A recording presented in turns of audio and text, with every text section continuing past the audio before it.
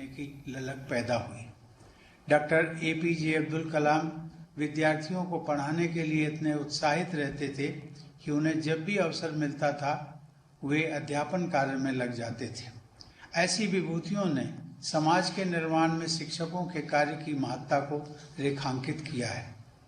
आप सभी अपने विद्यार्थियों में एक स्वर्णिम भविष्य की कल्पना करने और उसके लिए योग्यता अर्जित करने की प्रेरणा जगा सकते हैं तथा उन्हें सक्षम बना सकते हैं ताकि वे अपनी महत्वाकांक्षाओं को पूरा कर सकें। शिक्षकों का कर्तव्य है कि वे अपने विद्यार्थियों में अध्ययन के प्रति रुचि जागृत करें। संवेदनशील शिक्षक अपने व्यवहार, आचरण व शिक्षण से विद्यार्थियों का भविष्य संवार सकते हैं। प्रिय शिक्षकगण, पिछले वर्ष लागू की गई हमारी राष्ट्रीय शिक्षा नीति में भारत को ग्लोबल नॉलेज सुपर पावर के रूप में स्थापित करने का महत्वाकांक्षी उद्देश्य निश्चित किया गया है। विद्यार्थियों को ऐसी शिक्षा प्रदान करनी है जो ज्ञान पर आधारित न्यायपूर्ण समाज के निर्माण में सहायक हो। हमारी शिक्षा व्यवस्था ऐसी होनी चाहिए जिससे विद्यार्थियों में संवैधानिक मूल्यों तथा नागरिकों के मूल कर्तव्यों के प्रति निष्ठा उत्पन्न हो, देश के प्रति प्रेम की भावना मजबूत बने तथा बदलते वैश्विक परिदृश्य में वे अपनी भूमिका के बारे में सचेत रहें। शिक्षकों को इस बात का विशेष ध्यान रखना चाहिए कि प्रत्येक विद्यार्थी की क्षमता अलग होती है, उनकी प्रतिभा अलग होती है, मनोविज्ञान अलग होता है, सामाजिक पृष्ठभूमि व परिवेश भी अलग अलग होता है। इसलिए हर एक बच्चे की विशेष जरूरतों, रुचियों और क्षमताओं के अनुसार उसके सर्वांगीण विकास पर बल देना चाहिए। मेरा मानना है कि हर किसी के व्यक्तित्व का निर्माण आरंभ में उसके माता पिता एवं शिक्षकों द्वारा शुरू किया जाता है।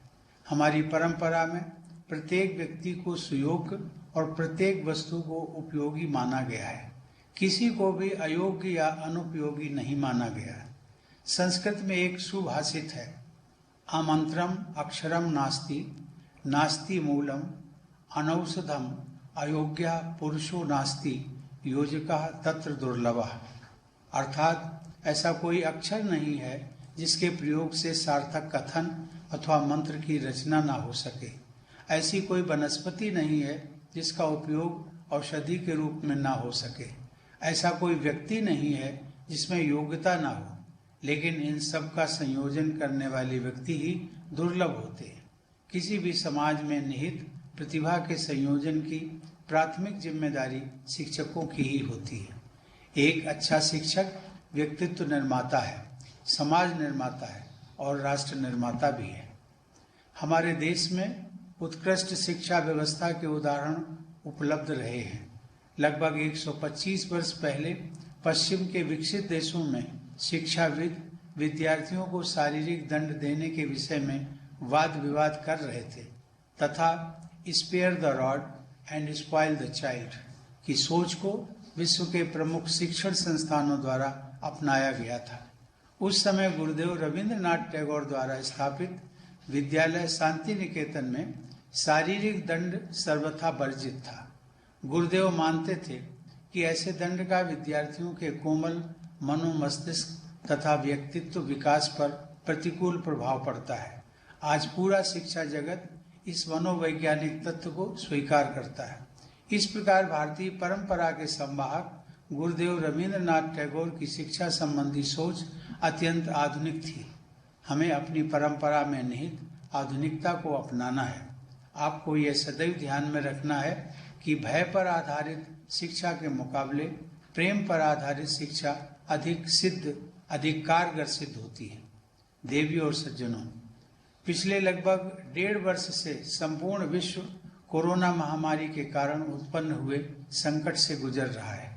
इस परिस्थिति में जब सभी कॉलेज और स्कूल बंद थे, तब भी शिक्षकों ने विषम स्थितियों का सामना करते हुए बच्चों की शिक्षा का क्रम रुकने नहीं दिया। इसके लिए शिक्षकों ने प्रयासपूर्वक बहुत कम समय में ही डिजिटल प्लेटफॉर्म्स का उपयोग करना सीखा और शिक्षा प्रक्रिया को जारी रखा। ऐसे सराहनीय प्रयास करने वाले कुछ शिक्षकों को आज पुरस्कृत भी किया गया है।